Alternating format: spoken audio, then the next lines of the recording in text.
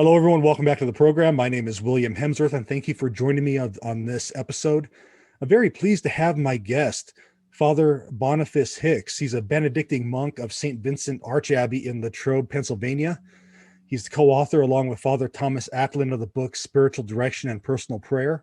He has provided spiritual direction for many men and women, including married couples, seminarians, consecrated religious, and priests. He is the programming manager and on-air contributor for We Are One Body Catholic Radio and has recorded thousands of radio programs on theology and the spiritual life. He has extensive experience as a retreat master for laity, consecrated religious, and priests. He is the director for spiritual formation for St. Vincent Seminary and director of the Institute for Ministry Formation, and has offered numerous courses on the spiritual life. Father Boniface, how are you doing today? Doing great. Thank you. Great to be with you. It's great to have you with me, and congratulations on your book, Through the Heart of Saint Joseph. Thank you. It's a labor of love over the course of a number of years, and just happy for the Pope to give us a year of Saint Joseph that kind of gave me some motivation to bring it to conclusion, and so grateful to Emmaus who rapidly put it into print. Great. So what I guess I want to start off, and I know this isn't a competition by any means, but what makes your book different from, say, the ones by Father Calloway or Mike Aquilina? Well, that's a great question, and both of them endorsed my book, which I'm grateful for, and I endorsed Father Calloway's book too. A number of the endorsements were just included on the website, but he sent me an advance copy and asked for my input on his beautiful book. I love his book, and then Mike Aquilina's book also is excellent and takes things from a little different approach. Mike Aquilina's book looks more at the historical and patristic foundations, brings us into the context of the times that St. Joseph lived in, and helps to set up some of the different questions about St. Joseph. It's a little book. It's very readable, and it gives us some of the approach that Mike does so well in looking at those patristic sources. Father Calloway's book, I like to describe it as the stuff every Catholic should know about St. Joseph. He sort of establishes the foundation of what everybody should know about St. Joseph. He gives us really kind of bread and butter, meat and potatoes, goes through all of the really trustworthy parts of the tradition, weaves together the different themes, and paints a really accessible picture of St. Joseph that I think should provide the baseline. There are a number of sort of distorted images of St. Joseph that have arisen at different times, and just because there hasn't been much reading or really kind of comprehensive writing about him that's been accessible to people. And I think Father Calloway's book, presenting it in the 33-day structure, which seems to be the flavor of the Marians. He and Father Michael Gately have made a mint on 33 days to everything. But it's a wonderful way to just take a bite-sized piece and even have regular meetings around these themes of St. Joseph. And I have to say, I'm the spiritual director for St. Vincent Seminary, and we have diocesan as well as Benedictine seminarians. And I led our seminarians through the 33-day consecration this spring. And I think it's a wonderful structure, format, great material. So I like to describe my book as anyone could read, but I also think it really follows nicely after Father Calloway's book as well, as sort of 2.0, if you will, of taking you into how to really develop a relationship with St. Joseph. There's the information about St. Joseph is really important that Father Calloway provides, but what is it? How does it correspond to things in us?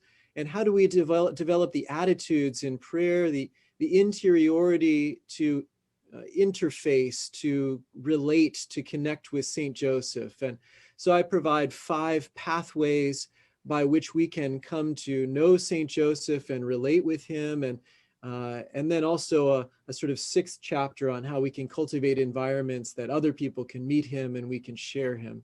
And so I would say that nuance, and another way to look at it, as you mentioned, one of the other books that I've helped to write is a book on personal prayer. Father Tom Acklin and I, from years of spiritual direction with hundreds of people, have had a sense of how the spiritual life develops not only from the objective perspective of Catholic teaching, which we do, but also from the personal experiential perspective of the individual prayer. And so another way to look at my book would be an application of personal prayer to a relationship with Saint Joseph, which just takes everything a little bit deeper into the spiritual life, I would say, than some of the other books that I've come across. Okay. Now, in your introduction, you describe the slow development of devotion to Saint Joseph. Can you go into that a little bit for us? Yeah, it's taken centuries, well, millennium and 2 millennia in a certain sense. There's the first, of course, we have the seeds in sacred scripture, so I don't want to make it look like Sure. it just arose out of nowhere. I mean, really, in terms of characters in scripture, nobody gets that much writing about them. And certainly in the New Testament, I mean, so many of the apostles have literally their name and maybe one sentence that they said, and that's the entirety of their personality that we Right. have. And these are the foundation stones of the church. So we shouldn't be so surprised that there's not too much written. And in comparison to them, there's quite a bit written, in fact, about St. Joseph, especially if you understand the depth of the meaning of some of the words that are there when he's called a just man, for example, or the way that it describes his response to the dreams, word for word, the same as what he was told to do. We see the level of his obedience. And so we get some pictures about him, and then we can derive some things theologically about him. But from that seed base in sacred scripture, really, a large part of 2 chapters of Matthew and 2 chapters of Luke's gospel is about the whole corpus of teaching on St. Joseph. And then there's some writing in the fathers of the church about him, especially some critical questions. Was it a real marriage? St. Joseph is son of Eli in one genealogy, and he's son of Jacob in another genealogy. Like, how do you work that out? What were his thoughts when the angel came? So some scriptural questions, kinds of things that are important to the fathers of the church as they were laying the foundation of how we interpret the sacred scriptures. And then in terms of devotion, there was a lot of focus on Our Lady, understandably, because she is the center of the church, and she is the perfect disciple, and she is the model for us. And so she's the way that we're really going to engage the Lord and the mystery and everything else. And that was a large focus for a number of centuries. And St. Joseph just had this very background position. And then there were some surges up. Just before 1000 AD, there was the first feast day of St. Joseph. There's a little bit of debate about what was first, but I like the side that says the Benedictine monastery was the first one to have a feast day to St. Joseph. So I'm going to claim a little Benedictine Right. primacy there. But then really centuries go by, and St. Teresa of Avila in that time period, 1400s, 1500s, started to see a new resurgence of St. Joseph. St. Francis de Sales did a lot of writing. There were some homilies given at the Council of Trent on St. Joseph that were very important. And then the introduction of more sort of feast days, devotions. But then we really begin to catch some momentum with 150 years ago, which is why we're celebrating this year of St. Joseph. 150 years ago, Blessed Pius IX declared St. Joseph the patron of the whole church. We have patrons of lots of things, from trees and foresters and cancer patients and addicts and everything else. But St. Joseph is the patron of everything. He's the patron of the whole church, and he's the only one. And Blessed Pius IX acknowledged that privilege of St. Joseph. And then we had a cascade of writing. Every pope since then has written something significant, published something significant, provided some devotional edition or enshrined in some feast day, has done something significant. And now this year under Pope Francis, we have a pope who has a symbol of St. Joseph in his coat of arms, who was inaugurated on the solemnity of St. Joseph, and who has written a number of things about St. Joseph, and then has declared a year of St. Joseph. So we have a lot of things that have come together in Pope Francis. Pope Benedict, who was named after Joseph in his baptism, also with a lot of devotion, beautiful teaching. And Pope John Paul, before him, wrote the longest magisterial teaching in the Guardian of the Redeemer. So really a lot of momentum right in our time. And this year of St. Joseph is a kind of culmination of some of that. Okay. In chapter 1, you have a section about protecting the vulnerable. So what can we learn from St. Joseph in regard to protecting the vulnerable? Well, as I mentioned, the purpose of these different chapters is really to help us to cultivate certain attitudes that will help us to connect with St. Joseph. And so when we look at St. Joseph as protector, how do we personally come to know St. Joseph as protector? By giving him access to our vulnerability, we could say. It's really by learning to be vulnerable, by taking a risk, as Our Lady did when she said yes to the angel and took the risk of this supernatural vocation in which she would be quite unprotected. And she had to entrust herself to St. Joseph. The way that he protects is through a way of hiding, not through a way of fighting. So St. Joseph protects through humility and obedience and silence. And he does what the angel tells him to do. He does what the Lord tells him to do. When Herod raises up, slaughters the innocent, St. Joseph doesn't raise up an army, but he obediently disappears into Egypt. And then likewise, there's a beautiful text from Ignatius of Antioch that Origen, that father of the church, references when he says that the very fact of Joseph marrying Mary was protecting the Holy Family from the devil, who was looking for a virgin, not a married woman. And the devil can't see in the order of grace, so he doesn't see the holiness, but he's scanning the earth looking for married women. And that's why he didn't even know that the child was being born, except that the Magi tipped off Herod, who was clearly very well acquainted with the enemy, and the enemy could work in him to send him into a rage and try to slaughter the innocents, but still blindly. He didn't know who he was striking after. And so Joseph provides a veil, and that's the image that I offer in the text through the heart of Saint Joseph. And I think a beautiful image for us to think about it, what a veil does. A veil signifies something beautiful. It both reveals and conceals. When we see a chalice veil, or when we see a veil on a bride, or a veil on a nun, or a veil on a tabernacle, when we see veils, we know there's something holy, something beautiful beneath that veil, but it also protects the details of whatever that beautiful, holy thing is. And St. Joseph provides a veil that those who have eyes to see, and know there's something beautiful underneath, but those who don't have eyes to see just kind of walk by. And that's what we see in Nazareth for 30 years.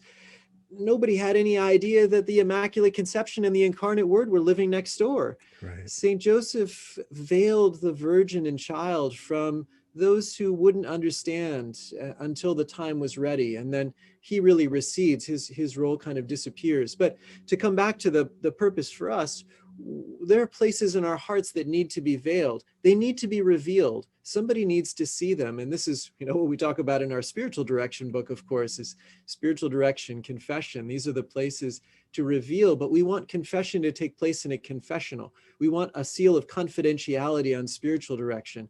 And we can expect that also from St. Joseph. He's a father who can really receive our secrets.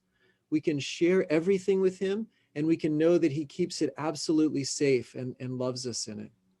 Okay. Now, in addition to all the great information you have in the chapters, each chapter ends with a prayer.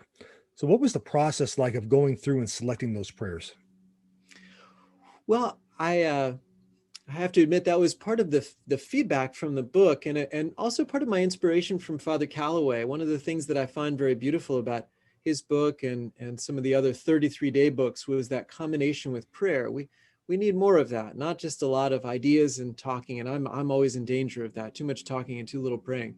But I wanted to add that back in just to sort of bring some of those concepts together in prayer. And I also wanted to choose prayers that had some depth in the tradition. I think that there's a lot that's pious, popular piety really captures elements of teaching and evangelization that are really important, and we can kind of hold on to in our prayers some of these beautiful things. So I also wanted to pick prayers that were meaningful to me and that I myself had prayed, not just to pull out an idea, but actually, and I would say that for the whole book, everything I wrote in the book was something that I took into prayer and really could feel resonated within me. None of it was abstracted intellectualism. That's just very important for me. And maybe it's my own personal danger is to get a little too much in my head. So I wanted to make sure I could take all of it into my heart.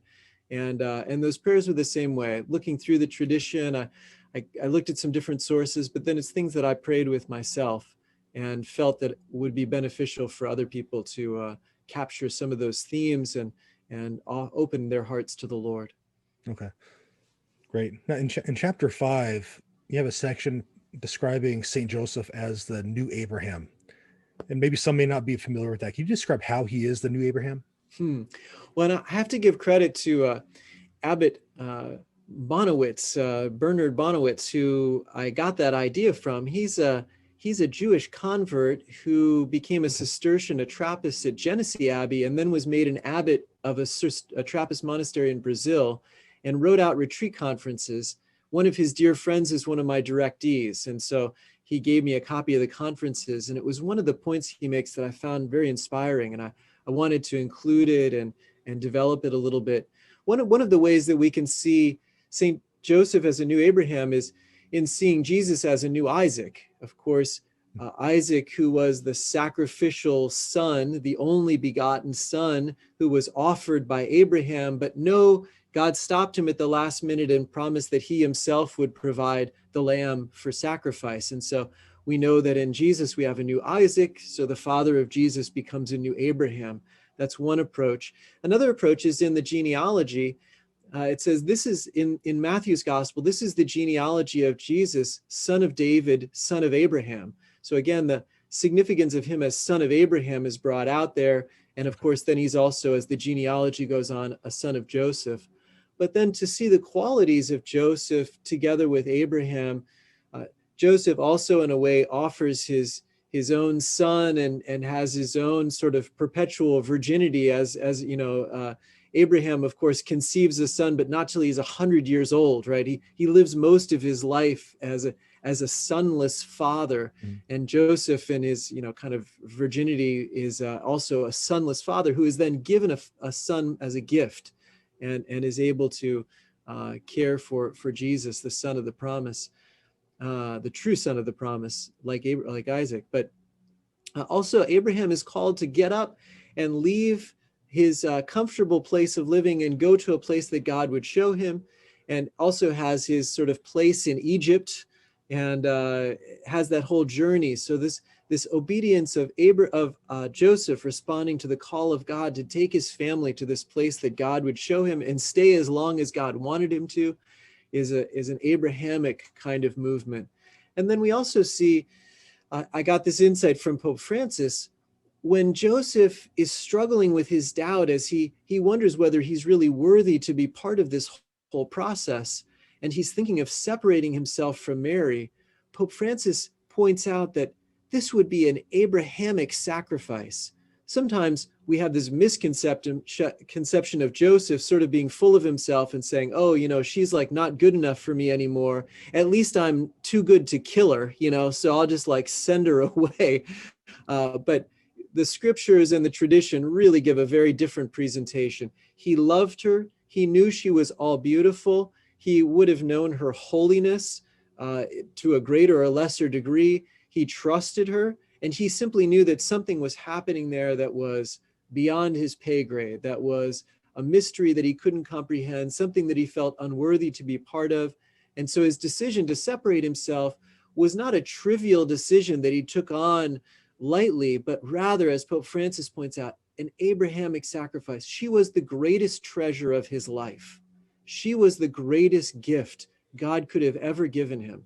And for him to separate himself from her was an act of trust that, again, God intervened with him like he had intervened with Abraham and says, no, I don't want you to separate yourself. I want you to take her as your wife, and you will be the father of this child, not physically, of course, but spiritually, humanly, to take care of this child. You will name him Jesus, and you will serve in that role. So anyway, a number of different points there to connect him with Abraham.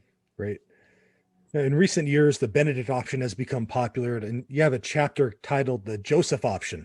So, what is the Joseph option? Well, I was intentionally leaning on that popularity and awareness of the Benedict option. Rod Dreher simply points to Saint Benedict as an example for us to follow. And then he applies that in a number of very interesting and I think useful ways.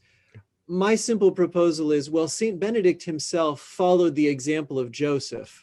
So maybe we should all do like Saint Benedict and take the Joseph option. So that's my little play on that. And I feel like as a Benedictine, I have a claim to stake in this question. And I really do see, first of all, a number of points of resonance in the rule of Benedict and the life of Joseph. And in a simple, saying it simply that that Benedict created a new Nazareth, that a Benedictine monastery is meant to be a new Nazareth. One of the keynotes of the rule of Benedict is that the divine presence is everywhere with us. Where is that the case more so than in Nazareth? Nazareth is truly the place where the divine presence was always there. And then St. Benedict arranges the rule so that we're constantly running into the divine presence. He points out how it's in the bells that call us to prayer, how it's in the monks' dining room, and arranges their dining so that it's like the liturgy. He tells them that they should treat the tools of the workshed like the sacred vessels of the altar. He tells them to receive guests as Christ. He tells them to look to the abbot as another Christ. He tells them to look to see Christ in the sick and to see Christ in the young. He tells them that Christ is there and they're sleeping and they're waking. So really, the rule of St. Benedict is oriented around helping the monk to be aware of the divine presence at all times. And that's something that St. Joseph would have also had to do. Although we know the divine presence was always there, that's not obvious. He looks like a little boy. He looks like an infant. He looks like a young man. And to become aware of that, because we can know abstractly God is always with us, but how do I actually get in touch with that? And so that's something that St. Joseph would have had to grow into, that St. Benedict helps his monks to handle, and that anybody who's choosing the Benedict option should really look a little farther back to the Joseph option to get some insights on how to create an environment that we're like St. Joseph, loving Our Lady and being attentive to the constant presence of Christ. Great. Now, Father, the book's been out a few weeks. What's been the feedback that you received from it so far? Wow, thanks for asking that. I've really had some wonderful feedback. A number of people have found it very readable, which I'm very happy about. I received one comment that I really loved. Someone who said, there's a danger because there's not that much said about St. Joseph. You can kind of create your own St. Joseph. And he said, I feel like you have really you've tried to get to know him as he is, and you're not just sort of creating him in your own image, making him out what you want to be. And that's really important to me, because the book generated out of a journey, my own journey of getting to know him. As I was being ordained a deacon, I was kneeling there before a statue, but preparing for ordination, I was kneeling before a statue, and I realized I just didn't really know him. And I asked him, please reveal yourself to me. I want to get to know you. And so this is really the journey, without ever having any apparitions or any other kind of supernatural, extraordinary phenomena.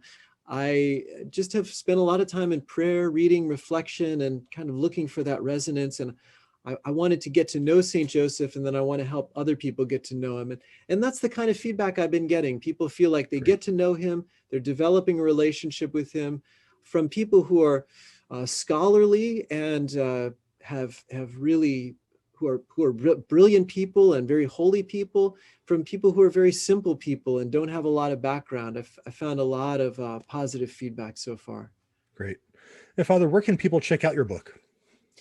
Well, you can go to the Emmaus Road website, which is located at stpaulcenter.com. And you can find Through the Heart of St. Joseph there. It's also available on Amazon and other major booksellers. Great. Again, the book is called Through the Heart of St. Joseph. I highly recommend it. It's a great book. I said, easily readable, very understandable. Father, great job on the book. And thanks for coming on today. I really appreciate it. Well, thanks for having me. I'm really grateful. All right. God bless you.